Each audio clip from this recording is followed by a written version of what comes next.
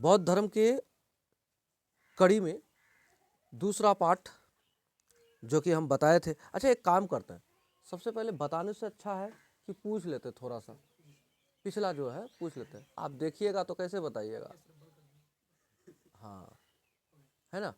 पहले हम लोग थोड़ा पूछ लेते हैं, बौद्ध धर्म के ही बारे में पूछ लेते हैं, क्योंकि इसी को हम लोग पढ़ रहे थे, पिछला में छोड़ के गए हैं। तो बताइए कि बौद्ध धर्म में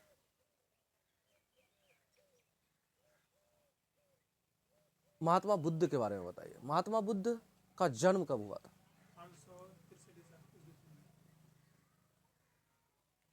उनके पिता का नाम क्या था? शुद्धवर्धन था? शुद्धोधन था। हाँ, अच्छा, गौतम बुद्ध के जन्म के जस्ट कितने दिन बाद उनके माता का देहांत हो गया? गौतम बुद्ध का प्रिय शिष्य कौन था?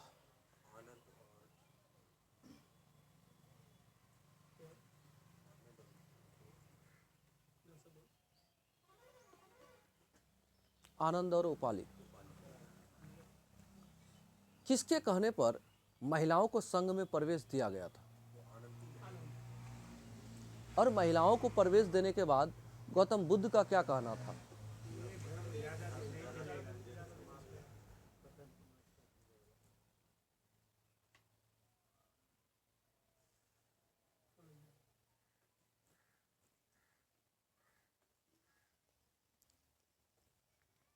सबसे पहला गुरु किसको बनाया था? गौतम बुद्ध। गौतम बुद्ध सबसे पहला गुरु किसको बनाया था अपना? जैसे वो निकला था लुम्बिनी से, कुंडलग्राम लुम्बिनी, तो वहां से निकलने के बाद जैसे वो घर त्याग करने के बाद सबसे पहला व्यक्ति जिनसे मिले, अर्थात जिस व्यक्ति को उन्होंने गुरु बनाया, उसका नाम था अलार कलाम। क्या नाम था? अलार कलाम। और अलार कलाम से उन्होंने क्या सीखा? सांख्य दर्शन सीखा। क्या सीखा? सांख्य दर्शन सीखा। कहाँ सीखा था? वैशाली में। कहाँ सीखा था? वैशाली में। और रुद्र कराम जो है राजगृह में, वहां से योग दर्शन सीखा था, है ना। तो चलिए अब हम लोग यहां से आगे बढ़ते हैं, जिस पार्ट को हमने छोड़ दिया था वहां से, जहां तक छोड़ा था। महात्मा बुद्ध के 4 सत्य वचन, आखिर क्या 4 सत्य वचन है उसको जानिए। कहता है कि संसार दुखों से भरा है, यानी पहला सत्य वचन में कहते हैं कि संसार दुखों से भरा है। और आप इस रियलिटी को अगर समझो तो आप देखो, वास्तविकता है, ये बात सत्य है, संसार दुखों से भरा है। दूसरा, सभी दुखों का कोई ना कोई कारण अवश्य है। सभी दुखों का कोई ना कोई कारण अवश्य है। फिर आगे सुनिए, दुख का सबसे बड़ा कारण इच्छा है। क्या है? दुख का सबसे बड़ा कारण क्या है? इच्छा है। फिर आगे सुनिए, इच्छा पर नियंत्रण पाया जा सकता है। ये 4 सत्य वचन किनके द्वारा कहा गया था? गौतम बुद्ध के द्वारा। और आपको पता होना चाहिए कि गौतम बुद्ध जी ने ये जो बात उस समय 563 ईस्वी पूर्व में, यानी 63 और अभी 26 चल रहा है, तो 26 के हिसाब से 63 को जोड़ दीजिएगा तो लगभग 100 साल के बगल में गया, और 100 साल इधर हो गया, और 2006 यानी 26, एक 2700 साल पहले की बात है। अब कहने का मतलब 2700 में 29 वर्ष या 29 के बाद निकले तो 29 और तपस्या करके 35 वर्ष में 6 वर्ष का तपस्या कठोर किया हो, उनके बाद उनको क्या मिल गया? ज्ञान की प्राप्ति हुई। यही ना कि चलो भाई 2600 साल पहले, हम यही कहते हैं, एक व्यक्ति 2600 साल पहले कुछ बोलकर चले गए और वो बात अभी भी सत्य है, ऐसा नहीं है कि प्रतीत हो रहा है, नहीं, सत्य है। कह रहे हैं कि संसार दुखों से भरा हुआ है और संसार में इस दुख का कारण है इच्छा। इच्छा मतलब हमारी इच्छा है कि अभी अभी हमने कहा कि हमारा जो वीडियोज है उसमें व्यूज कम या ज्यादा हो रहा है, इसका कारण है व्हाइट बोर्ड। तो हमारी इच्छा क्या है? Digital board. मेरे मन में एक इच्छा है कि डिजिटल बोर्ड, इसका मतलब है हमको दुख है कि हमको वो मिल जाता। तो गौतम बुद्ध जी के कहने का मतलब हुआ कि लोगों को दुख है, संसार दुख से भरा है, मतलब लोगों को दुख है और ये दुख का कारण उनका इच्छा है। इच्छा का पूर्ति नहीं हो रहा है तो इसलिए वो दुखी है। अगर इस इच्छाओं को कंट्रोल कर लिया जाए तो फिर दुख नहीं होगा। गौतम बुद्ध जी के अनुसार आप उतना इच्छा मत रखो कि वो पूरा ना हो सके और इतना भी कम इच्छा मत रखो कि आत्मा संतुष्ट ही ना हो। बात को समझिए, कितना जबरदस्त बात है कि आप इतना भी इच्छा मत रखो कि उन इच्छाओं को आप पूरा ना कर सको और आप इतना भी इच्छा कम मत रखो कि आपकी आत्मा संतुष्ट ही ना हो। कितना जबरदस्त बात है। तो आगे सुनिए, महात्मा बुद्ध ने इच्छा पर नियंत्रण पाने के लिए अष्टांगिक मार्ग यानी मध्य मार्ग यानी बीच का रास्ता दिया और कहा कि व्यक्ति की इच्छा इतनी बड़ी नहीं होनी चाहिए कि वह पूरी नहीं हो सके, इच्छा इतनी भी छोटी नहीं होना चाहिए कि पूरी होने पर भी संतुष्टि ना मिले। बात समझे ना, कि इच्छा इतना बड़ा ना हो। अब हम कह रहे जबरन, काश हम चांद तोड़ के ला पाते। भाई आप पाते ही नहीं, क्यों सोच रहे हो? और यह भी नहीं कि हम प्रयास ही ना करें। कभी कभी आप देखते होंगे हमारे क्षेत्र में सबसे लंबा वृक्ष होता है नारियल का, आप देखते होंगे। उसके सेकंड में है सुपारी, जिससे फल तोड़ा जाए, वैसा हम बोल रहे हैं। तो आप देखते होंगे कि कुछ लोग देखकर ही ऐसे कहते हैं बाप रे बाप नहीं चढ़ा जाएगा, और कुछ लोग आराम से रस्सा बांधते हैं, रस्सा टाइप का, और पैर में आराम आराम से चढ़ जाते हैं। अर्थात प्रयास करने से मिल तो जाता है और प्रयास नहीं करने से नहीं मिलता है। तो ये बात वो शिक्षा भी देते हैं। ठीक उसी प्रकार से आपका इच्छा है, आपका इच्छा आप उस तरह का इच्छा रखो जो संभव हो, और जो संभव ही ना हो वैसा इच्छा ही मत पालो। तो गौतम बुद्ध जी कहे कि मध्यम मार्ग का यानी बीच का रास्ता आप निकालो। अब अष्टांगिक मार्ग, इसमें क्या कहते हैं? सम्यक दृष्टि, सम्यक संकल्प, सम्यक वाणी, सम्यक कर्मांत, सम्यक आजीव, अच्छा, सम्यक व्यायाम, सम्यक स्मृति, सम्यक समाधि। ये अच्छा एक बात बताइए, सम्यक मतलब सही, सम्यक मतलब सही, सही आपका दृष्टि होना चाहिए, आपका देखने का भी भाव होना चाहिए ना, वो सम्यक होना चाहिए, अर्थात सही होना चाहिए। और अब चलिए, महात्मा बुद्ध ने कहा यदि कोई इच्छा अधूरी रहेगी तो वह पुनर्जन्म का कारण बनेगा। इसका मतलब समझे? इसका मतलब आप ऐसे समझिए कि किसी व्यक्ति का या किसी जीव का पुनर्जन्म होने का कारण है। क्या कारण है भाई? तो बुद्ध जी के अनुसार अगर आपका कोई इच्छा अधूरी रह गई तो वो आदमी या वे जीव फिर से जन्म लेगा इस संसार में। अगर आप इस जन्म लेने की प्रक्रिया और मृत्यु की प्रक्रिया से परे हटना चाहते हैं, इसका मतलब आप चाहते ही नहीं है कि फिर से मेरा जन्म हो, तो आप अपने इच्छाओं को समाप्त कर दो। आप जैसे अपने इच्छा को समाप्त कर दोगे तो आपका जन्म मृत्यु वाला चक्र खत्म हो जाएगा। बात समझे? तो आज के जमाने में भी कुछ लोग कहते हैं कि 84 लाख या 84,000 योनियों में घूमना पड़ता है, मनुष्य जन्म होता है तो ऐसा होता है। तो ये 84,84,000 दिखा कर डरा देता है।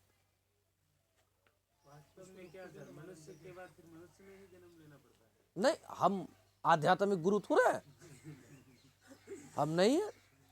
और एक बात आपको एक बात बोलते सुनिए, आप 84 लाख जन्म लो या 84 करोड़ ले लो, हमको नहीं मतलब। हमको ये मतलब कि ऐसा व्यक्ति ही नहीं हुआ जो पिछले जन्म को याद करके आया है, और ऐसा व्यक्ति ही नहीं है जो फिर से जन्म लेके कहेगा इठो घर मेरा था, ये संपत्ति मेरा था। तो फिर इस बात की चिंता हम क्यों करें इस जन्म में कि अगला बार क्या होंगे, उसके डर से अभी ऐसे टेंशन ले ले ना। जो है वो है, जो नहीं है वो नहीं है। जैसे पहले हम गुस्सा करते थे कि परिवार में कोई आदमी कुछ बोल दिया तो गुस्सा करते थे, फिर उसके बाद हमने सोचा कि गुस्सा करके मान लो हम एक दिन ना खाए तो क्या वो एक दिन घूम के आएगा? नहीं आएगा। मेरा ही उम्र बीत रहा है तो खामखा गुस्सा करके क्या मिलेगा हमको? ना, हम गुस्सा नहीं करेंगे। क्यों गुस्सा करे भाई? अपने शरीर को कष्ट दे रहे, इसका मतलब गुस्सा करके क्या फायदा हमको? बात समझिए, वास्तविकता है। आप समय को पहचानिए, समय बहुत कीमती है, बहुत। और जहां अच्छा चीज होता है ना, वहां व्यूज, वहां लाइक्स, ये सब नहीं होता। और जहां अच्छा चीज नहीं होता है वह लाइक व्यूज सब कुछ होता है। ठीक है, अभी आप किसी चैनल में गाली देना शुरू कर दो तो आपका वीडियो वायरल हो जाएगा। मालूम है क्यों? कहेगा माँ माँ फन्नारो गाली दीजिए। और वहीं पर आप पढ़ाने के काम करो, नहीं होगा। तो अच्छी चीजें जल्दी नहीं फैलता है, ऐसा ही होता है। अच्छा एक बात, लोग वीडियोज में सब्सक्राइब और ये करने बोलता है, क्या करता है? लाइक करने बोलता है। हम लोग तब से लेकर अब तक जैठो वीडियो बनाया है, कई ठो में बोले हैं। क्यों बोलेंगे भाई? आपको अच्छा लगता है आप सब्सक्राइब करो, आपको अच्छा नहीं लगता आप सब्सक्राइब मत करो, काम खत्म। का है आप, ये चीज ही ऐसा है, शिक्षा लाइन ही ऐसा है। ठीक है, तो चलिए खैर, YouTube पर आने के बाद शिक्षक भी थोड़ा स्वार्थी हो गए हैं। YouTube पर आने के बाद शिक्षक भी कहने लगे भैया लाइक और सब्सक्राइब कर देना, कह देते हैं। क्यों कहते हैं? क्योंकि लाइव सब्सक्राइब ना आपको सुविधा बहुत देता है ना। बात यह है, आपको इन मोबाइल्स के माध्यम से बहुत सुविधा मिल रहा है। आज जिस जमाने से हम लोग पढ़ के आए, उस जमाने में ऐसा थोड़ा था। 2019 के बाद यानी कि 20 से ये सब लगभग शुरू हुआ है, लगभग। आप कहोगे सर यूट्यूब तो पहले से था प्रचलन में आया कब? ब्रॉड लेवल पर तो 2020 से। कोविड जो दोबारा आ गया, कोविड 2020 में हम लोग के इंडिया में आ गया था, जबकि 19 में आया था चाइना में, और 20 में इंडिया में आ गया, और 21 में भयावह स्थिति हो गया, और 21 से भयानक रूप से लोग डिजिटल हो गए। और जो डिजिटल 21 में अपनाया वो आज तक सफल है, और जो छोड़ दिया वो सफल नहीं हो पाया। तो इन बातों को हम देखें कि ये डिजिटल आने के बाद कुछ शिक्षक भी, और स्वार्थी क्यों ना हो, आपको इतना अच्छा कंटेंट आपको पहुंचा रहा है तो आपको केवल क्या कर रहा है, जिसमें आपको पूंजी भी नहीं लग रहा, भाई सब्सक्राइब कर दो और लाइक कर दो, हो सके तो इसको शेयर कर दो। और शेयर करने से क्या होता है कि शायद आपका फ्रेंड भी नहीं देखा है तो वो देख लेगा, उसको तो भला होगा ही, और इस चैनल का भला ये होगा कि सब्सक्राइबर बढ़ जाएगा। तो इस तरह से लोग स्वार्थी थोड़ा बहुत हुए हैं, हम ये नहीं कहेंगे कि नहीं हुए, लेकिन हाँ, शिक्षक के अंदर में जो अन्य लोगों के अंदर में स्वार्थ होता है ना, वो स्वार्थ नहीं होता, ये बात हम देखें। और मोरल जो होता है ना, नैतिकता शिक्षक में अगर नहीं है तो वो शिक्षक भी नहीं है, ये भी बात है। चलिए आगे सुनिए, पुनर्जन्म से छुटकारा पाने के लिए इच्छा को मारना पड़ेगा। कौन कहते हैं? महात्मा बुद्ध जी कहते हैं यदि पुनर्जन्म से छुटकारा पाना चाहते हैं तो आपको क्या मारना पड़ेगा? इच्छा को मारना पड़ेगा, अर्थात इच्छा को त्यागना पड़ेगा। फिर आगे सुनिए, महात्मा बुद्ध अपना उपदेश पाली भाषा में देते थे। कौन भाषा में? पाली भाषा में। हमने ये बात आपको पहले ही बताया था। लेकिन महावीर जैन किस भाषा में अपना उपदेश देते थे? बोलिए। प्राकृत, है ना, प्राकृत। तो महात्मा बुद्ध किसमें, कौन सा भाषा में?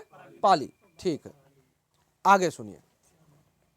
महात्मा बुद्ध ने निर्वाण प्राप्ति को सरल बनाने हेतु 10 शीलों पर बल दिया जो निम्न है। कितने? 10 शीलों पर बल दिया जो निम्न है। सुनिए, उन्होंने कहा 10 शील मतलब 10 ऐसे क्रम है जो करने के लिए कहे हैं उन्होंने। क्या कहा? अहिंसा। अहिंसा को अपना लो आप। महात्मा बुद्ध के अनुसार क्या अपनाना चाहिए? क्या शील है? अहिंसा। उसके बाद कहते सत्य, यानी सत्य बोलना है। अस्ते, चोरी नहीं करना है। अपरिग्रह, किसी प्रकार की संपत्ति नहीं रखना है। मद्य सेवन ना करना, अर्थात शराब नहीं पीना। हाँ, असमय भोजन ना करना। असमय भोजन ना करना, इसका मतलब समझ रहे हैं? मतलब जब मन तब आप भोजन कर रहे हो, यह भी प्रक्रिया नहीं होना चाहिए। फिर आगे सुनिए, सुखप्रद बिस्तर पर नहीं सोना। इसका मतलब एकदम पूरा गद्दा लगा के आप सो रहे हो, तो वो भी नहीं करना। फिर आगे सुनिए, धन संचय ना करना। धन संचय ना करना।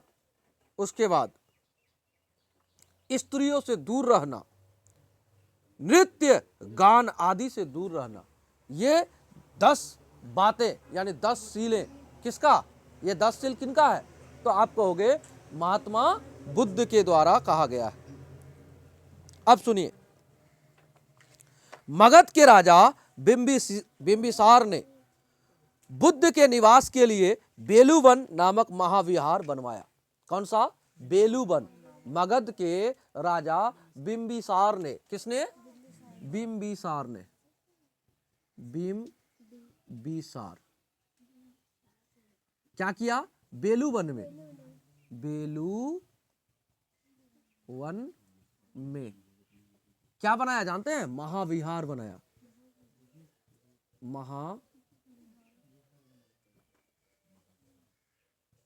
अच्छा, एक बात बताइए, विहार क्या है? विहार क्या है? आपको पता होना चाहिए, राजा बिंबिसार, उनके द्वारा बेलूवन में महाविहार बनाया गया। किनके लिए? महात्मा बुद्ध के लिए बनाया गया। तो आपको पता होना चाहिए, जहां पर बौद्ध भिक्षुक रुकते थे ना, यानी आश्रय स्थली, जहां पर निवास करते थे बौद्ध भिक्षुक, उस स्थान को विहार कहा जाता था। तो उसी विहार में कोई विहार बड़ा बना होगा, तो महात्मा बुद्ध के लिए जो विहार बनाया गया बिंबिसार के द्वारा, उस विहार को बड़ा बनाया होगा, इसलिए तो महाविहार नाम दिया। बात समझे? तो कहाँ बनाया गया था? बेलूवन में। और बेलूवन में जो महाविहार बनाया गया था, किनके लिए और किनके द्वारा? तो बिंबिसार के द्वारा गौतम बुद्ध के लिए। फिर आगे सुनिए, लिच्छवियों ने बुद्ध के निवास के लिए कुटाग्र शाला का निर्माण करवाया था। तो लिच्छवी शासक जो है, उन्होंने भी बनवाया था कुटाग्रशाला। अब सुनिए, गौतम बुद्ध उदाइन के शासन काल में कौशाम्बी आए थे। तो गौतम बुद्ध उदाइन के शासन काल में कौशाम्बी आए थे। फिर कहते बुद्ध के अनुयायी 2 भागों में विभाजित थे, भिक्षुक और उपासक। भिक्षुक और उपासक। भिक्षुक का मतलब बुद्ध के उपदेशों को यथावत मानते हुए, बुद्ध के तरह ही भिक्षा मांगकर खाते हुए अपना जीवन को व्यतीत करना। और बौद्ध धर्म को आप ऐसे कहो कि बौद्ध धर्म को प्रचार प्रसार के लिए घूमना गांव-गांव, तो उसको कहे बौद्ध भिक्षुक। क्या कहे? बौद्ध भिक्षुक। अब उपासक कौन हुआ? जो बौद्ध धर्म को मानेगा और बौद्ध धर्म को मानते हुए गृहस्थ जीवन में भी रहेगा, तो वैसे लोगों को उपासक कहेंगे। क्या कहेंगे? उपासक कहेंगे। चलिए आगे सुनिए, बौद्ध धर्म के प्रचार हेतु संन्यास ग्रहण करने वाले व्यक्ति भिक्षुक कहलाए। उपासक, गृहस्थ जीवन जीते हुए भी बौद्ध धर्म अपनाने वाले व्यक्ति उपासक कहलाए। समझ गए बात? फिर आ जाइए आगे। महात्मा बुद्ध ने 3 दर्शन दिए। महात्मा बुद्ध ने 3 दर्शन दिए। पहला अनिश्वरवाद। अनिश्वरवाद मतलब ईश्वर नहीं है। तो क्या कहते हैं, अर्थात ईश्वर का कोई अस्तित्व नहीं है। क्या कह रहे हैं कि ईश्वर का कोई अस्तित्व नहीं है। अब उसके बाद शून्यवाद। कोई भी व्यक्ति सर्वोपरि नहीं है, ना ही सर्वशक्तिमान। कोई भी व्यक्ति, किसने कहा? गौतम बुद्ध ने कहा कि कोई भी व्यक्ति सर्वोपरि या सर्वशक्तिमान नहीं है। इसीलिए किसी से भी कोई बड़ा हो सकता है या छोटा हो सकता है, ऐसा हो सकता है। अब होता है क्षणिकवाद। संसार की सभी वस्तुएं कुछ ही समय के लिए है, इनका विनाश निश्चित है। अर्थात ये सभी वस्तुएं क्षणिक है। मतलब जो भी वस्तु है इस संसार में, सबका एक ना एक दिन नाश होगा, समाप्त होगा। अच्छा, आप लोगों ने ही पढ़ा है, सबसे पहले सिंधु घाटी सभ्यता हुआ ना विनाश, खत्म हुआ ना। इतना अच्छा नगरीय व्यवस्था था, समाप्त हुआ ना। हम लोग अपने आंखों के सामने देखते हैं, आपका कितना अच्छा रहे रिश्ता नहीं, मतलब परिवार में कोई ना कोई आपके परिवार से छोड़ के आपको जाता ही है। तो ये आप क्षणभंगुर कहता नहीं है कि मानव शरीर भी क्षणभंगुर है, ये भी जाएगा, एक ना एक दिन इसको भी मिट्टी में मिल जाना है। तो आप ये बात जानिए कि बुद्ध जी के द्वारा कहा गया कि कुछ भी चीज अस्थाई नहीं है, सब क्षणभंगुर है, ये समाप्त होगा, विनाश होगा। आगे सुनिए। बौद्ध धर्म के 3 सिद्धांतों को त्रिरत्न कहते हैं। बौद्ध धर्म के 3 प्रमुख सिद्धांतों को त्रिरत्न कहते हैं, जैसे बुद्ध, संघ और धम्म। बुद्ध, संघ और धम्म, ये क्या है? त्रिरत्न है। बुद्ध, धम्म और संघ। बुद्ध और संघ और क्या है? धम्म। ये क्या है? त्रिरत्न। त्रिरत्न, ये त्रिरत्न किनका? बौद्ध धर्म के द्वारा कहा गया है ना, ये त्रिरत्न। महात्मा बुद्ध का सबसे पहले शिक्षा का संकलन त्रिपिटक में किया गया है। किस पिटक में? त्रिपिटक में। तो त्रिपिटक में महात्मा बुद्ध का शिक्षा का संकलन किया गया है, त्रिपिटक। अच्छा, एक बात जानते हैं, त्रिपिटक का मतलब क्या है? त्रिपिटक का मतलब क्या है? त्रिपिटक में महात्मा बुद्ध के जो शिक्षा है उसका संकलन किया गया है। तो इसका मतलब है कि आखिर ये त्रिपिटक है क्या? नहीं, आप ऐसे समझिए कि त्रिपिटक, त्रि मतलब 3, पिटक मतलब होता है टोकरी। क्या होता है? टोकरी। तो 3 टोकरी, अर्थात महात्मा बुद्ध के शिक्षाओं को इन 3 टोकरी में, जैसे कोई टोकरी रखने का सामान रखने का टोकरी होता है ना, ठीक उसी तरह से समझिए बात को कि महात्मा बुद्ध के शिक्षाओं को उन तीनों टोकरी में रख दिया, ऐसे समझिए। तो वास्तव में ये त्रिपिटक जो है ना, बौद्ध धर्म के क्या है? एक तरह से शिक्षा, दीक्षा, नियम, कानून, दर्शन, शास्त्र सब कुछ है, त्रिपिटक है ना। त्रिपिटक पुस्तक सब है। जैसे सुनिए, बौद्ध धर्म का त्रिपिटक विनय पिटक नाम है, और उसके बाद है सुत्त पिटक, और तीसरा है अभिधम्म पिटक। विनय पिटक,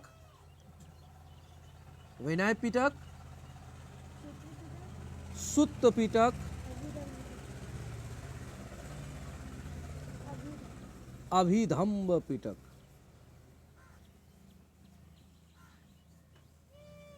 ये 3 क्या है? पुस्तक है, ग्रंथ है। और ऐसा ग्रंथ है, इसमें सब कुछ है, यही त्रिपिटक है। इसमें बौद्ध का जितना शिक्षा है सब है। तो विनय पिटक है, सुत्त पिटक है, अभिधम्म पिटक है, इसमें सभी नियम कानून सब कुछ है, इसमें नियम कानून सब कुछ है। सुत्त पिटक इसमें शिक्षा वगैरह सब कुछ है। और उसके बाद अभिधम्म पिटक जो है उसमें दर्शन शास्त्र, बुद्ध जी जो जो उपदेश दिए हैं ना, तो उसका फिलोसॉफी वो चीज है उसमें। और देखिए त्रिपिटक का अर्थ होता है ज्ञान भरा टोकरी। क्या होता है? ज्ञान भरा टोकरी।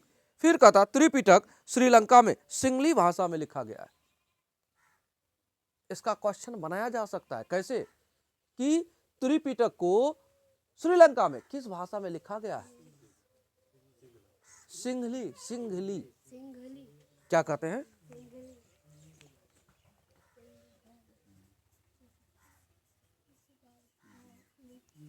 कौन भाषा में? सिंघली भाषा में। तो श्रीलंका में त्रिपिटक को किस भाषा में लिखा गया है? सिंघली भाषा में। सिंघली भाषा वहां है ना। सिंघली और तमिल ये दोनों भाषा वहां चलता है।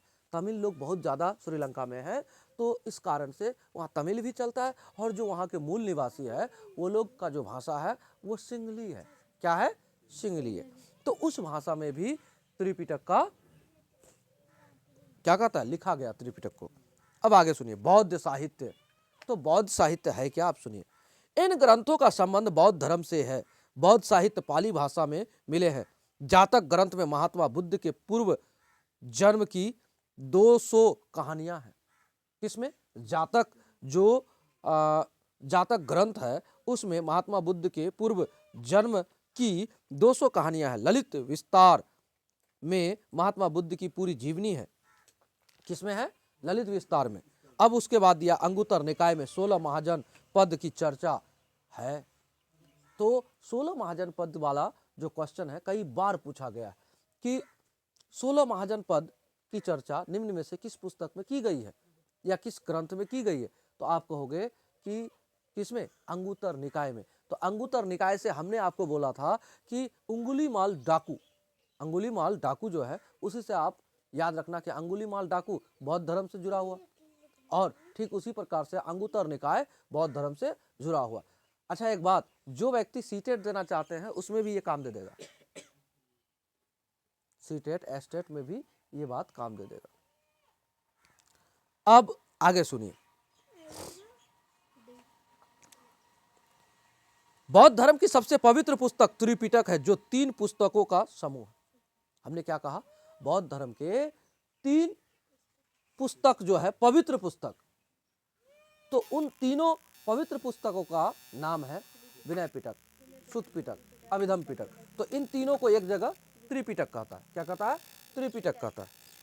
अब आगे सुनिए। सुत्त पिटक यह सबसे बड़ा पिटक है। इसे बौद्ध धर्म का इनसाइक्लोपीडिया कहते हैं। आप समझिए कि किसके बारे में बोले? सुत्त पिटक ना। सुत्त पिटक जो है वो सबसे बड़ा बौद्ध धर्म का ग्रंथ है। इनसाइक्लोपीडिया कहता है, इसका मतलब है बौद्ध धर्म का संपूर्ण जानकारी एक तरह से है उसमें, सब कुछ उसी में है। किसमें है? सुत्त पिटक में। किसमें है? सुत्त पिटक में। अब आता है विनय पिटक। क्या आता है? विनय पिटक। यह सबसे छोटा पिटक है। क्या है? यह सबसे छोटा पिटक है और कहता है इसमें बौद्ध धर्म के प्रवेश की चर्चा है। प्रवेश मतलब नियम आचार है ना। यह छोटा, सबसे छोटा, सबसे बड़ा है ना, सबसे बड़ा। और अभिधम्म पिटक में क्या है? दर्शन। क्या है? दर्शन। देखिए बताते हैं, होगा इसमें। इसमें महात्मा बुद्ध के दार्शनिक विचारों का चर्चा है। दर्शन, दार्शनिक विचार मतलब समझे, जैसे महात्मा बुद्ध ने जो जो विचार दिए वो सब बात इसमें है। किसमें? अभिधम्म पिटक में है ना। फिर आगे सुनिए। बौद्ध धर्म का रामायण, बौद्ध धर्म का रामायण अश्वघोष की पुस्तक बुद्ध चरित को कहते हैं। बौद्ध धर्म का रामायण अश्वघोष द्वारा रचित बुद्ध चरित्र को कहते हैं।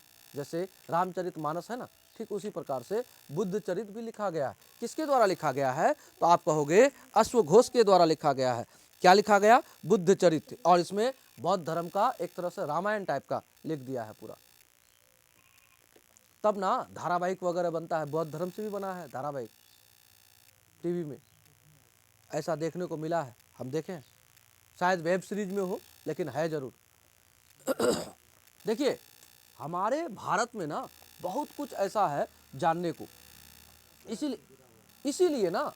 इसीलिए विदेशों से लोग हमारे भारत पढ़ने आते थे, आज भी आते हैं, ऐसा नहीं कि नहीं आते, लेकिन जो जमाना नालंदा विश्वविद्यालय के समय में था वो आज नहीं।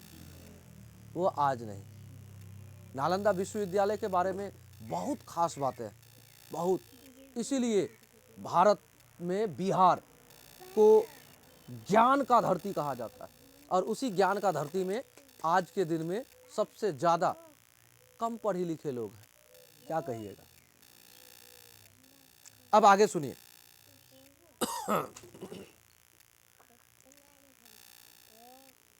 बौद्ध धर्म में प्रवेश की न्यूनतम आयु 15 वर्ष थी।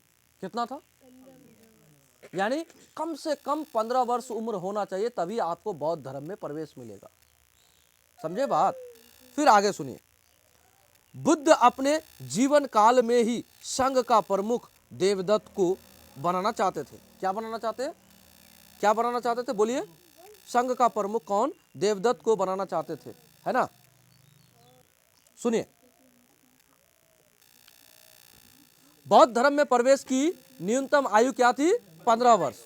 बुद्ध अपने जीवन काल में ही संघ का प्रमुख देवदत्त को बनाना चाहते थे। महात्मा बुद्ध ने अपना अंतिम उपदेश कुशीनगर में सुभद्द को दिया था। अंतिम उपदेश कुशीनगर में सुभद्द को दिया था। नाम क्या है? सुभद्द। उनको अंतिम उपदेश दिया था। महात्मा बुद्ध ने अपने अंतिम उपदेश कुशीनगर में सुभद्द को दिया। महात्मा बुद्ध उपदेश देते हुए पावापुरी पहुंच गए। कहां पहुंच गए? पावापुरी पहुंच गए, और जहां एक जैन भिक्षु चंद्र ने, जैन भिक्षु था वो, क्या था? चंद्र ने इन्हें शुक्र मास समझते हैं? नहीं समझते? नहीं, आप तो समझे कि शुगर का मास हो गया, नहीं, मशरूम, जिसको देसी हमारे क्षेत्र का जो भाषा है उसको कुकुरमुत्ता कहता है। क्या बोलता है? कुकुरमुत्ता बोलता है। सही बात है। हम लोग छाता बोलते हैं, वो अलग बात है, लेकिन उसका सुनिए, उसका ओरिजिनल नाम क्या है? कुकुरमुत्ता है। ठीक है, तो देखो, अब कहीं ना कहीं उसको फिर शुक्र मास कहता होगा, कहीं ना कहीं इसको शुक्र मास कहता होगा। तो शुक्र मास जो है, जहरीली मशरूम खिला दिया उसको, उसमें जहर मिला दिया था। हाँ, तो जहरीली मशरूम खिला दिया। महात्मा बुद्ध की तबीयत बिगड़ने लगी और उन्हें डायरिया हो गया। क्या हो गया? डायरिया हो गया। उत्तर प्रदेश के मल्ल महाजन पद में स्थित कुशीनगर में उनकी मृत्यु हो गई, जिसे महापरिनिर्वाण के नाम से जानते हैं। यानी कि गौतम बुद्ध के मृत्यु को महापरिनिर्वाण कहते हैं। गौतम बुद्ध जब घर त्यागे थे उसको महाभिनिष्क्रमण कहते हैं, है ना। तो ये सब बात याद रखिएगा। इनका अंतिम संस्कार मल्ल महाजन पद के राजाओं ने धूमधाम से किया। महात्मा बुद्ध के मृत्यु के बाद उनकी अस्थियों को 8 अलग अलग स्थानों पर दफनाया गया, जिन्हें अष्ट महास्थान कहते हैं।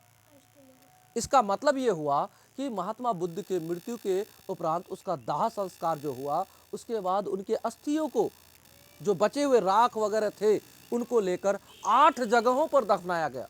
कितने जगहों पर? 8 जगहों पर, और उनको अष्ट स्थान कहते हैं, है ना। अब आगे सुनिए,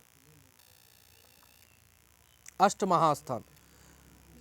गौतम बुद्ध ने अपने जीवन की अंतिम वर्षा ऋतु वैशाली में बिताया था। यानी अपनी वर्षा ऋतु, इसका मतलब समझ रहे हैं? वर्षा ऋतु क्यों फेमस है उनके धर्म में? कारण यह है कि पूरे वर्ष उनके बौद्ध भिक्षुओं के द्वारा क्या होता है? भ्रमण करना होता है। यहाँ से वहाँ चलते रहेंगे, और मांग के ही खाएंगे और क्या करेंगे, उपदेश देंगे, बस ये काम उनका होता है। लेकिन वर्षा ऋतु में तो वर्षा में भींग भींग के चल नहीं सकते, तो वर्षा ऋतु में रुकते हैं, और वर्षा ऋतु में रुकने के लिए ही उन लोगों के लिए छोटा छोटा मठ टाइप का घर बनाया जाता है, उन्हीं को विहार कहा गया था। तो बिहार का भी नाम उसी विहार से पड़ा है। आप लोग को पता होना चाहिए, बौद्ध भिक्षुकों के रहने के स्थल को विहार कहते हैं, और बौद्ध भिक्षुक के विहारों की संख्या बिहार में बहुत ज़्यादा था। ठीक है, तो बहुत ज़्यादा विहारों की संख्या होने के कारण विहार नाम था हमारे बिहार का। तो विहार से बोलते बोलते बोलते बोलते वी से बी हो गया, अर्थात वो से बो हो गया। बात समझे? और तब से हम लोग अपने नाम को बिहार कह दिए, है ना। तो कहते हैं अंतिम वर्षा ऋतु कहाँ बिताए थे, वैशाली में। महात्मा बुद्ध के समकालीन शासक बिंबिसार, उदयन, प्रसेनजीत तथा प्रद्योत थे। महात्मा बुद्ध की मृत्यु 483 ईस्वी में हुआ। कब हुआ? 483 ईस्वी में हुआ। कब हुआ? 483 ईस्वी में। 483 ईस्वी में नहीं, ईस्वी पूर्व में। कितना में? ईस्वी पूर्व में। और जन्म कब हुआ था? 563 ईस्वी पूर्व में। तो 483 ईस्वी पूर्व में उनकी मृत्यु हो गई, और मृत्यु के बाद इसी वर्ष संगीति हुआ, बौद्ध संगीति, पहला बौद्ध संगीति। जानते हैं कहाँ हुआ पहला बौद्ध संगीति? राजगीर में हुआ। उस समय मगध का जो राजधानी था राजगीर था, जिसको गिरिव्रज कहते हैं। उस जमाने में गिरिव्रज कहते थे उसको, है ना। तो देखिए बताते हैं, इनके मृत्यु के बाद बौद्ध धर्म के प्रचार के लिए 4 बौद्ध संगीति हुआ। कितने? 4 बौद्ध संगीति हुआ। सबसे पहला बौद्ध संगीति हुआ 483 में, यानी मृत्यु के वर्ष ही। ठीक है, ये राजगीर में हुआ। कहाँ हुआ? राजगीर में हुआ। और उस समय राजा था मगध का अजातशत्रु। राजा कौन थे? अजातशत्रु। और पुरोहित था महाकश्यप। पुरोहित मतलब पंडित, उनका पूजा पाठ कराने वाला पंडित, पुरोहित। तो कौन थे? महाकश्यप थे। अब दूसरा बौद्ध संगीति कहाँ हुआ? तो दूसरा बौद्ध संगीति हुआ है वैशाली में। कहाँ हुआ है? वैशाली में। और कब हुआ है? तो आप कहोगे 383 ईस्वी पूर्व में। देखिए आप ऐसे जान लो, 483 ईस्वी में हुआ। 483 ईस्वी में कहाँ हुआ? राजगीर में।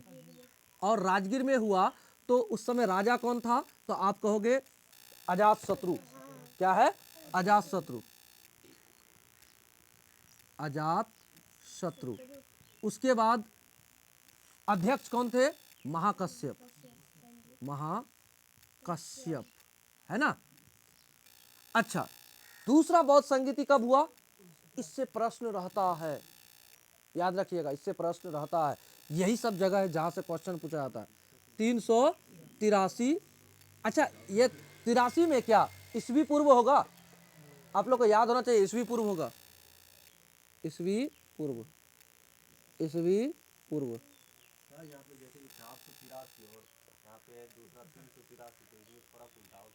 है ना। ठीक है, ठीक, ये बात हम शुरू से कह रहे हैं। अच्छा, ये भी बात हम समझा देते हैं। थोड़ा सा हम लोग आगे बढ़ जाते हैं, तो लिखने दीजिए, बता देते हैं। अब आते हैं 383 में कहाँ हुआ? हमने कहा वैशाली में। कहाँ हुआ? वैशाली में। और राजा कौन था? कालाशोक।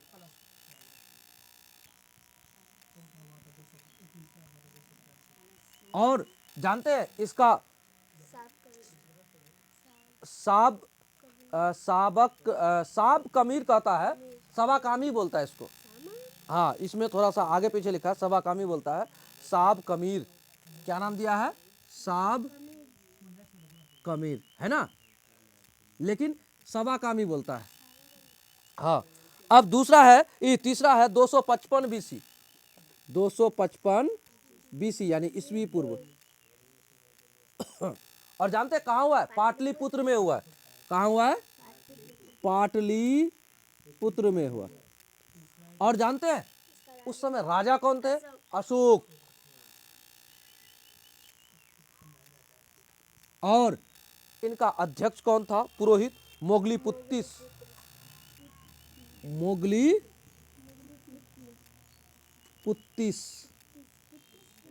हाँ मोगलीपुत्तिस।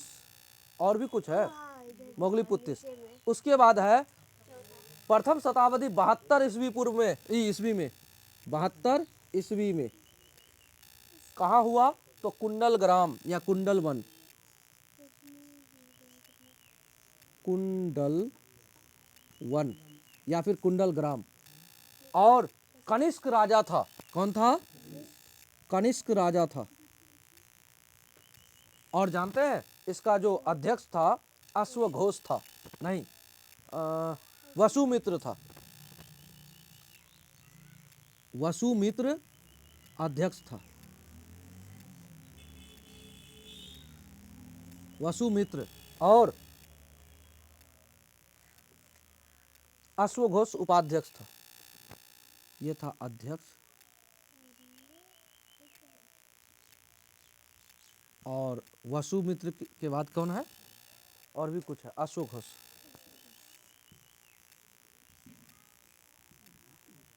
उपाध्यक्ष। अच्छा सुनिए, ये चारों बात आपको पता होना चाहिए कि ये चारों बात में बोला क्या। जैसे बौद्ध संगीति का मतलब है बौद्ध धर्म का प्रचार प्रसार करना। तो प्रचार प्रसार तो हुआ, तो प्रचार प्रसार 4 बार हुआ। और महात्मा बुद्ध के देहांत के वर्ष ही पहला बार हो गया राजगीर में। उस समय राजा था, कौन था? अजातशत्रु। और उस समय जो पूजा पाठ कराने में जो अध्यक्षता किए हैं पुरोहित, तो उसका नाम है महाकश्यप। फिर उसके बाद 383 100 साल बाद वैशाली में कालाशोक नामक राजा था।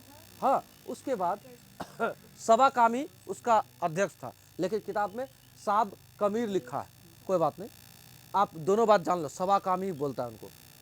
उसके बाद 255 में हुआ तीसरा, जो पाटलिपुत्र में हुआ, और राजा था अशोक। और उसके बाद जो अध्यक्ष था यानी पुरोहित, पुरोहित सभी अध्यक्षता करते थे, तो मोगलीपुत्तिस।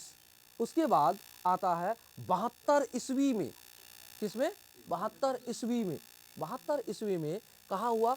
कश्मीर में हुआ। कश्मीर में एक जगह है कुंडलवन या फिर कुंडल ग्राम, ठीक है। तो उनका राजा उस समय था कौन? तो कनिष्क राजा था। और कनिष्क राजा के समय जो अध्यक्ष थे पुरोहित में, तो वसुमित्र थे और अश्वघोष क्या थे? उपाध्यक्ष थे। अब हम लोग इस बात के बाद हम यहाँ आते हैं कि ईस्वी और ईस्वी पूर्व, आपको ये बात पता होना चाहिए कि ईस्वी और ईस्वी पूर्व अगर आपको पता नहीं होगा तो आप इन डेटों में, इन वर्षों के मतलब वर्ष सब जब लिखा जाएगा तो आप कंफ्यूज हो जाओगे, है ना। तो जब प्राचीन काल शुरू हुआ तो प्राचीन काल कहा जाता है कि 20 लाख ईसा पूर्व से सीधा सीधी आके पहुंच गया 5 लाख, या फिर ऐसे कहो ना कि सिंधु घाटी सभ्यता तक, सिंधु घाटी सभ्यता तक यानी 3000 तक ये पाषाण काल आ जाता है। और पाषाण काल, तो उन पाषाण काल को हम लोगों ने पढ़ा है, ऐसा नहीं कि नहीं पढ़ा है। और उसके बाद पाषाण काल को भी कई बार डिवाइड करके पढ़ा, पूरा पाषाण, मध्य पाषाण, नव पाषाण, ये सब पढ़े थे। उसके बाद हम लोग सिंधु घाटी सभ्यता भी पढ़े। तो सब में हम लोग का डेट उल्टा आ रहा है, अभी भी डेट उल्टा ही चल रहा है। तो आपको लगा होगा कि बढ़ने के जगह घट रहा है। जैसे अभी 2026 चल रहा है, तो सर पिछला बार तो 2025 था, तो इस बार 26 हो गया। तो आखिर डेट ये घटा हुआ क्यों है? जन्म लिया 563 में और मर गया 483 में, ये तो कन्फ्यूजन उल्टा हो गया, ये तो उल्टा हो गया। ऐसा क्यों होता है? तो ऐसा इसलिए होता है कि जैसे आप लोग संख्या रेखा पढ़े हो, संख्या रेखा में 0 मिडिल पॉइंट है, और संख्या रेखा में जब 0 मिडिल पॉइंट है तो इस मिडिल पॉइंट से इधर माइनस में होता है, -1, -2, -3, -4। तो इधर से घटते घटते घटते यहाँ आया, यहाँ 0, उसके बाद 1 2 3 4 5 ऐसे बढ़ा, ऐसे बढ़ा। जस्ट लाइक उसी प्रकार से इस 0 को यहाँ हटा दो तो यहाँ कर दो 1। क्या कर दो? 1, क्योंकि 0 में कोई पैदा हुआ है क्या? हाँ, तो ईसा मसीह का जन्म हुआ था 1 में, 1 ईस्वी में। कितना में? 1 ईस्वी में ईसा मसीह का जन्म हुआ। और ईस्वी यहां से शुरू हो गया, और यहां से जब ईस्वी शुरू हुआ 1 2 1 2 ऐसे 1 2 3 4 5 6 ऐसे करते करते करते करते हर वर्ष बदलते बदलते बदलते बदलते अभी 2000 क्या है? 26 आ गया। तो यहाँ क्या है? ये ईस्वी है। क्या है? ईस्वी है। लेकिन इससे पहले ये तो माइनस में था। कैसा था कि भाई 1 ईस्वी, तो 1 ईस्वी से पहले इधर ईसा पूर्व कहलाया। क्या कहलाया? इधर ईसा पूर्व कहलाया, ईस्वी पूर्व कहलाया। इसी को अंग्रेजी में बीसी कहता है। क्या कहता है? बिफोर क्राइस्ट, है ना, बीसी कहता है। और अंग्रेजी में इसको एडी कहता है, एनो डोमिनी कहता है। ठीक है, एनो डोमिनी कहता है। अब सवाल यह है कि इधर वाली जो बातें हैं, तो इधर वाली बातें सभी घटते हुए आएगा, सभी घटते हुए आएगा। आप कहोगे कैसे? तो यहाँ 563 ईस्वी पूर्व में जैसे जन्म हुआ तो 563 से वो उल्टा आएगा, 562 आएगा, 561 आएगा, 560 आएगा, ऐसे करते करते करते 400 आएगा, 400 से फिर उल्टा आएगा, 483 में उनका देहांत हो गया। बात समझे? तो अभी जैसे मान लो कोई बच्चा जन्म लेता है 2026 में, तो उसका उम्र 2026 के बाद 2025 नहीं होगा, 27 होगा, 28 होगा, 29 होगा, 30 होगा, ऐसे आगे बढ़ेगा। लेकिन यहाँ घट रहा है तो आगे बढ़ रहा है मतलब इधर बढ़ रहा है ना। देख लो, मान लो यहाँ हमने लिखा 563, यहाँ हमने लिखा 563, तो 483 इधर होगा, तब ना घटेगा। उल्टा क्रम में घटते घटते यहाँ 1 में आएगा और यहाँ से तब फिर बढ़ेगा। बात समझ रहे हो? तो ऐसा होता है, बीसी में ऐसा ही होता है, ईस्वी पूर्व में। तो इसीलिए उल्टा क्रम घट रहा है। अभी आप उल्टा क्रम तो अभी चलेगा, अभी पूरा चलते रहेगा। तो चलिए आगे बढ़ते हैं। अभी 500 है, अभी 1 में आना है। ओ अभी 400 में आ चुके हैं, महात्मा बुद्ध की देहांत हो चुका है, यानी 400 में आ चुके हैं, 483 में। तो यानी और उल्टा आना है, अभी 1 में आना है हाँ, तब ना आगे बढ़ेगा। चलिए आगे सुनिए। चौथी बौद्ध संगति के बाद बौद्ध धर्म 2 भागों में बट गया। आपको क्वेश्चन पूछेगा बौद्ध धर्म 2 भागों में बटा, कब, किस संगति में? तो आपको कहना होगा चौथी बौद्ध संगति। तो चौथी बौद्ध संगति कहाँ हुआ था? आप कहोगे कश्मीर में हुआ था, कुंडल वन में हुआ था, या फिर कुंडल ग्राम में हुआ था, जिसका राजा था कनिष्क, और अश्वघोष उसका क्या था? उपाध्यक्ष था। और कौन था? वसुमित्र उसका अध्यक्ष था, है ना। कब हुआ था? तो आप कहोगे कि 72 ईस्वी में हुआ था। कब हुआ था? 72 ईस्वी में। अक्सर इसका ना ईस्वी कम ही पूछा जाता है, और ईस्वी जो है इसका कन्फ्यूजन में है, ये वाला किसी किसी किताब में दे दिया है क्लियर, वो अलग बात है, लेकिन कन्फ्यूजन है। अब आइए, कहता है चौथी बौद्ध संगति में 2 भागों में बट गया ये बौद्ध धर्म। तो कौन कौन सा 2 भाग? तो आपको पता होना चाहिए, एक है महायान और दूसरा है हीनयान। क्या है? महायान और दूसरा है हीनयान। तो अब इस बातों को समझिएगा। महात्मा बुद्ध मूर्ति पूजा, बाह्य आडंबर और जितना कर्मकांड था उसके विरुद्ध था। आपने पढ़ा कि महात्मा बुद्ध ने कहा था कि भाई ये सब बेकार है, आप क्या करो, सच्चे मन से ईश्वर भक्ति करो और अपने अंदर में ईश्वर को ढूंढो, अपो दीपो भवा, ऐसा कहे। क्या कहें? अपो दीप भवा। इसका मतलब है कि अपने अंदर में आप किसको? ईश्वर को ढूंढो अपने आप में। तो वो व्यक्ति जब मूर्ति पूजा वगैरह का विरोध किया और बाह्य आडंबर को नकारा, और उन्होंने कहा जो बात हम कहते हैं उस पर अंधाधुंध विश्वास मत करो, अंधविश्वासी मत बनो, आप उसको तर्क करो, उसके बाद मानो। उस व्यक्ति के द्वारा बौद्ध धर्म चलाया गया और वही व्यक्ति का देहांत होने के बाद बौद्ध धर्म में वो सभी बाह्य आडंबर प्रवेश हो गया। अब कहिए कैसे? देखिए, हीनयान ओरिजिनल शाखा उनका यही रहा, हीनयान। हाँ, कैसा ओरिजिनल शाखा? बौद्ध धर्म में बुद्ध का जितना बात कहा गया था, जो जो बात नियम सिखाया गया था, उसी पर चला। हीनयान वाले लोग कहते हैं ये महात्मा बुद्ध के उपदेशों में कोई परिवर्तन नहीं किए, कोई परिवर्तन नहीं किए, जैसा है, जैसा बुद्ध जी बोले हैं हम उसी मार्ग पर चलेंगे। फिर आगे सुनिए, हीनयान मूर्ति पूजा और भक्ति में विश्वास नहीं करता। हीनयान मूर्ति पूजा और भक्ति में कोई विश्वास नहीं करता। इस संप्रदाय का ग्रंथ पाली भाषा में था। किस भाषा में था? तो ओरिजिनल भाषा तो बौद्ध धर्म का पाली ही है ना। आगे चलकर हीनयान दो भागों में विभक्त हो गया, वैभाषिक और सैतांत्रिक। हीनयान का आदर्श है औहर्त पद की प्राप्ति।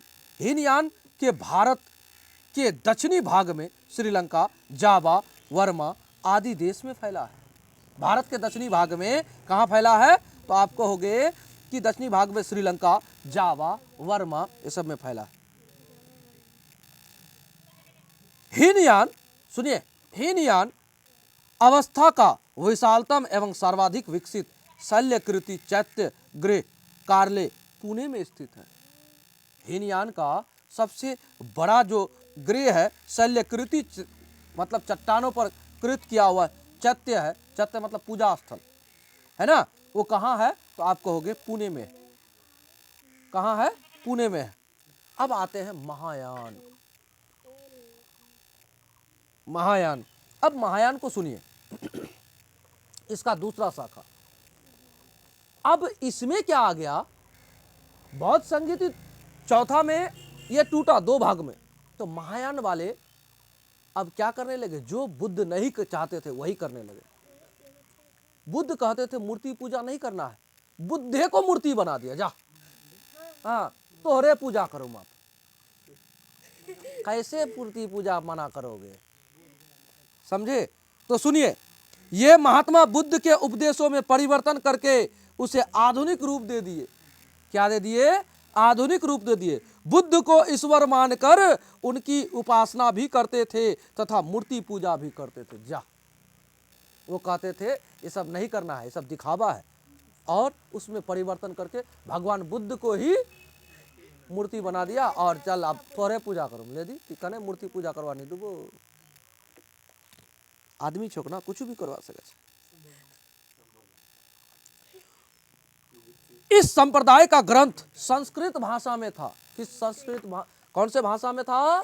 संस्कृत। बताओ, संस्कृत क्या इसका भाषा था अपना? पाली था।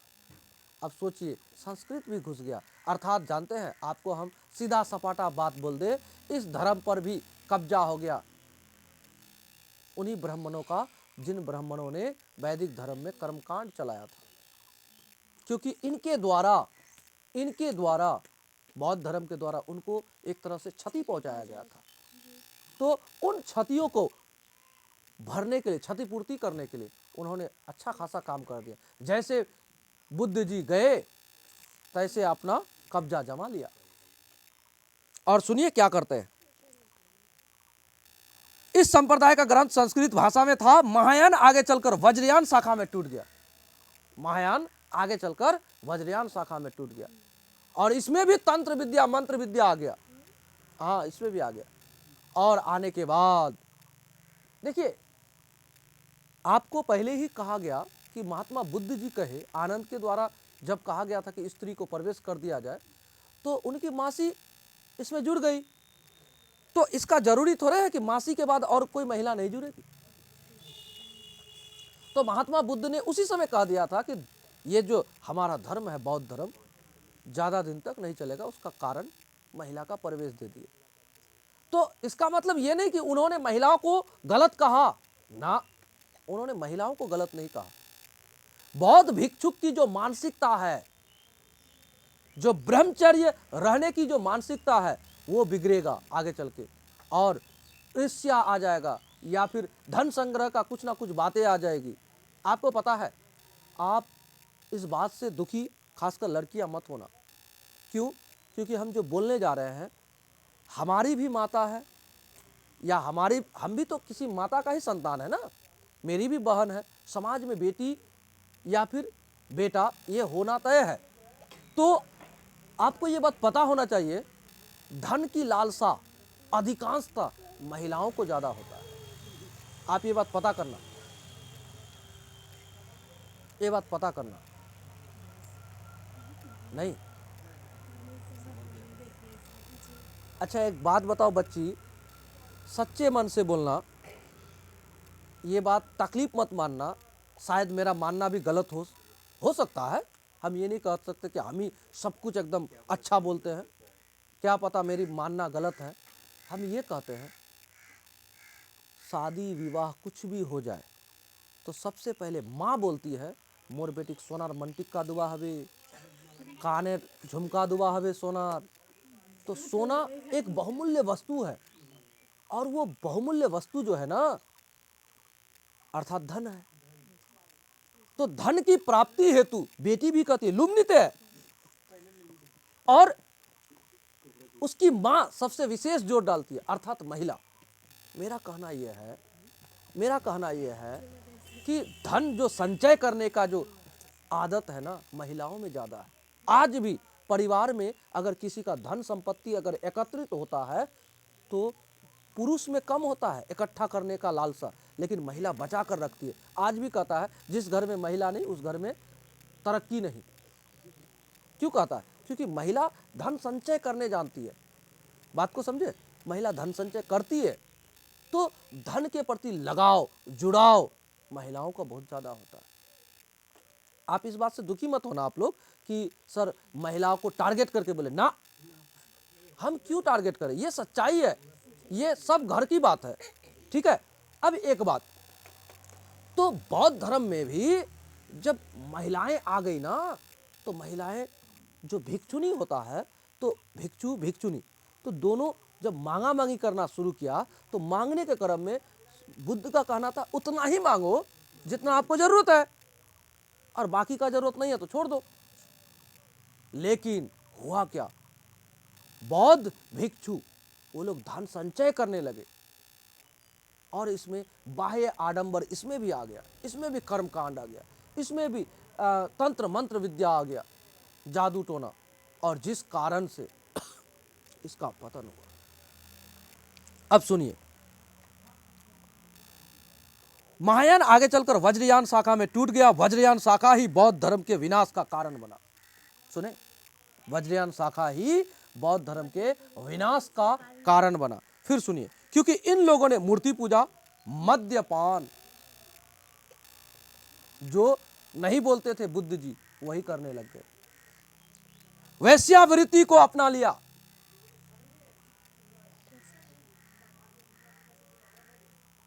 इस संप्रदाय का प्रमुख ग्रंथ ग्रह्य समाज तथा मंजूश्री मूल कल्प है। चीन तथा थाईलैंड में वज्रयान शाखा की अधिकता है। चीन तथा थाईलैंड में वज्रयान शाखा की अधिकता है। चीन और थाईलैंड में वज्रयान जो शाखा है उसका फैलाव ज्यादा हुआ है।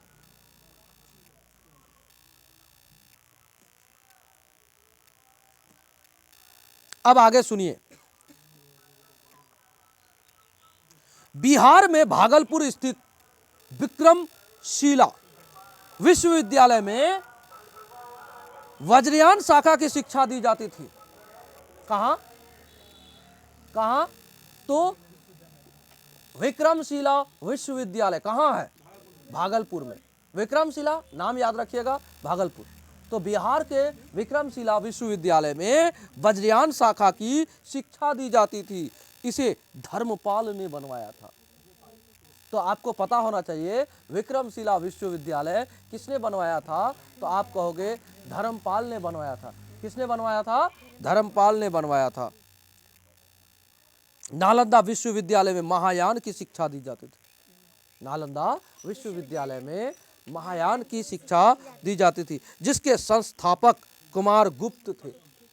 तो यहाँ पर कुमार गुप्त लिखा है, लेकिन कुमार गुप्त प्रथम थे, ठीक है, कुमार गुप्त प्रथम थे, जिसे बख्तियार खिलजी ने ध्वस्त कर दिया था। बख्तियार खिलजी का 1192 में आक्रमण हो गया था। कहाँ पर? भारत पर। तो उन्होंने बिहार आया। कहा जाता है, इतिहासकारों का मानना है कि जब आक्रमण कर रहे थे तो उनका तबीयत बिगड़ गया था। तो बख्तियार खिलजी ना बहुत घमंडी और मतलब ऐसा व्यक्ति कि वो इंडियंस को अच्छा मानते ही नहीं थे और भयंकर आक्रमण करते थे, लूटता था, लूटने के लिए आया था। तो यहाँ से जब लूट रहे थे तो तबीयत खराब हुआ, तो बीमार ऐसा पड़ा कि उसका जितना सब डॉक्टर था, हकीम वैद, वो उसको ठीक नहीं कर पाए। तो उसको कहा कि आप एक काम कीजिए, आप चले जाइए नालंदा विश्वविद्यालय में और वहाँ आपको जो पुरोहित या फिर वहाँ के जो पुजारी लोग हैं वो लोग आपको ठीक कर देंगे। उनके पास इतना कलाकारी है कि आपको ठीक होना ही पड़ेगा, वहाँ पर ऐसा व्यवस्था है, आपको ठीक कर देगा, दवाई वैसा बनाते वो लोग और जानकार भी थे। और नालंदा विश्वविद्यालय के बारे में कहा जाता है कि विश्व विख्यात विश्वविद्यालय थे। विदेशों से लोग आते थे पढ़ने के लिए, ह्वेनसांग वहीं आए थे पढ़ने के लिए, है ना। तो आप उनको कहा गया कि आप जाओ, तो वहाँ के वैद्य उनको दवा देना चाहे कि लीजिए दवाई लीजिए, आप उसको खाइए, आप ठीक हो जाइए। कहता हम दवाई नहीं खाएंगे, नहीं खाया। लास्ट में उसका कोई अपना आदमी होगा चहेता बख्तियार खिलजी का, उन्होंने उनसे विकल्प ढूंढा कि कैसे क्या किया जाए। तो उनको पूछे कि बख्तियार खिलजी का हैबिट क्या है, तो बोले कुरान पढ़ना। जैसे हम लोग का भगवत गीता है ना, ठीक उसी प्रकार से उनका भी कुरान शरीफ किताब होता है, तो वो पढ़ना। तो उन्होंने क्या किया, लेप लगा दिया उसके पन्नों में लेप लगा दिया। और कुछ लोगों का आदत होता है ऐसे करके, मतलब ऐसे पलटेंगे ना, पलटा ये पेज अगर नहीं पलटेगा तो थूक लगा के तब करेगा। तो जीभ से थूक जो लगाएगा, तो इस क्रम में उनका उंगली में लगा वो दवा और मुंह में लगा। वो उससे क्या हुआ, धीरे धीरे धीरे धीरे ठीक हो गया। ठीक हो गया तो उसको पता लगा कि हमको वहाँ का ही वैद्य ठीक किया। और कहा जाता है उनके मन में एक ईर्ष्या जग गया, मतलब द्वेष भावना आ गया, जलन आ गया कि भाई हम इतना बड़ा विजेता आदमी यहाँ से वहाँ तक लूटते फिरते हैं और हमारे पास वैद्य नहीं, और हमको ठीक कर दिया कौन, बिहार के विश्वविद्यालय का। आखिर क्या ज्ञान है यहाँ पर। उसी ईर्ष्या में उनके द्वारा आग लगा दिया गया वहाँ के इसमें ग्रंथों में। कहा जाता है उस जमाने में जो ग्रंथ लिखा जाता था ना, जो किताब लिखा जाता था, ताड़पत्रों में लिखा जाता था, मतलब पत्ता सब में लिखा जाता था, और बहुत ही जतन करके उसको अच्छा से लेप लगा के, कोई ऐसा केमिकल तेल वगैरह लगा के उसको ऐसे रखता था कि वो सड़े नहीं, दीमक वगैरह नहीं लगे उसमें। और बहुत विशाल काय था, मतलब रख दिया था उसमें, बहुत सब था, बहुत दिनों से रखा हुआ था। और कहा जाता है कि जब आग लगा तो 1-2 महीना नहीं, 6 महीना तक जला। कोई कोई इतिहासकार कहते 3 महीना तक जला, जलते रहा। और बौद्ध भिक्षुकों को भयानक मारा, बहुत मारा, मतलब बहुत मारा, थप्पड़ से नहीं, सीधे मार दिया, जाने से मार दिया। मतलब इतना अत्याचार हुआ था। अर्थात आप ये कहो नालंदा विश्वविद्यालय को बर्बाद करने में बख्तियार खिलजी का बहुत बड़ा हाथ, बहुत बड़ा हाथ।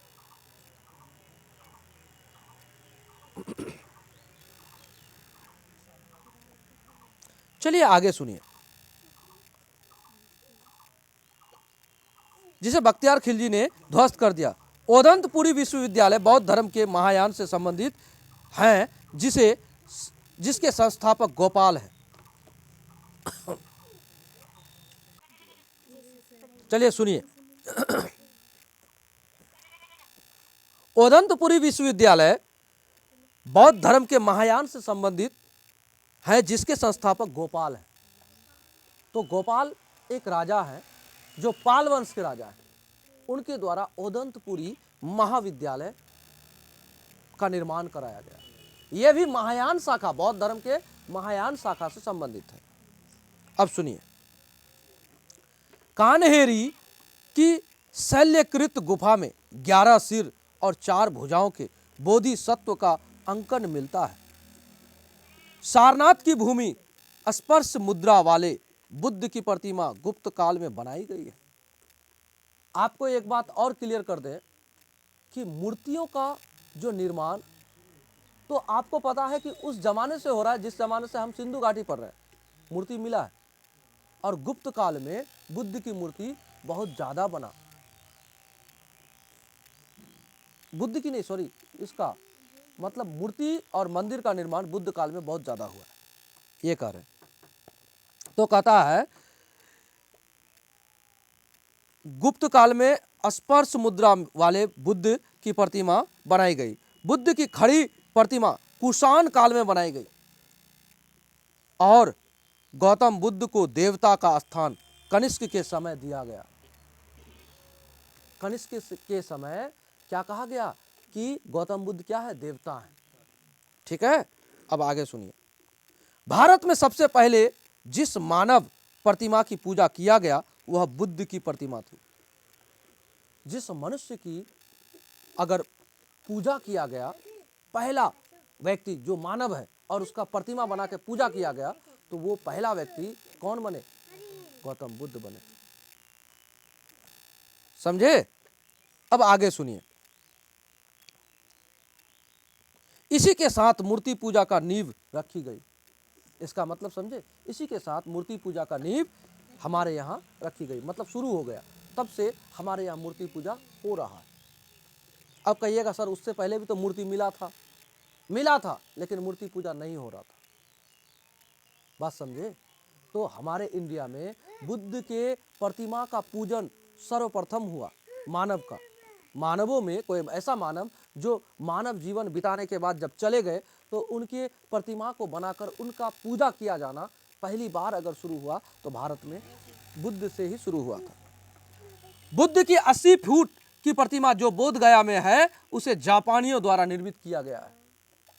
कहाँ है? बोध गया में है। और अब सोचिए 80 फीट की है, लेकिन बोध गया में किया है कौन निर्माण? जापानी। आगे सुनिए। 30 फुट ऊंचा और 10 फुट लंबा है ना, गौतम बुद्ध का शयन मुद्रा में मूर्ति बोध गया में बन रहा है। बुद्ध की प्रथम मूर्ति शैली मथुरा शैली थी। कौन सा? मथुरा शैली। बुद्ध का सर्वाधिक मूर्ति गंधार शैली में मिला है। बुद्ध का सर्वाधिक मूर्ति गंधार शैली में मिला है। और उस जमाने में गंधार अपना इंडिया में ही था, आज के दिन में पाकिस्तान में। ठीक है, तो सर्वाधिक मूर्ति गंधार शैली में मिला है, लेकिन बुद्ध की प्रथम मूर्ति जो है, मूर्ति शैली क्या है? मथुरा मूर्ति शैली है, मथुरा का कला है। आगे सुनिए। धार्मिक जुलूस का प्रारंभ बौद्ध धर्म से हुआ है।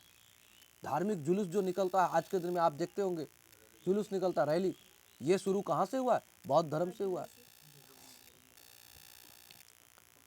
भारत तथा एशिया का सबसे बड़ा मठ तवांग मठ अरुणाचल प्रदेश में है, जो विश्व का दूसरा सबसे बड़ा बौद्ध मठ है।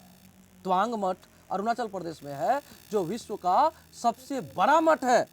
आगे सुनिए। हाँ, सबसे बड़ा दूसरा है ना। आगे सुनिए।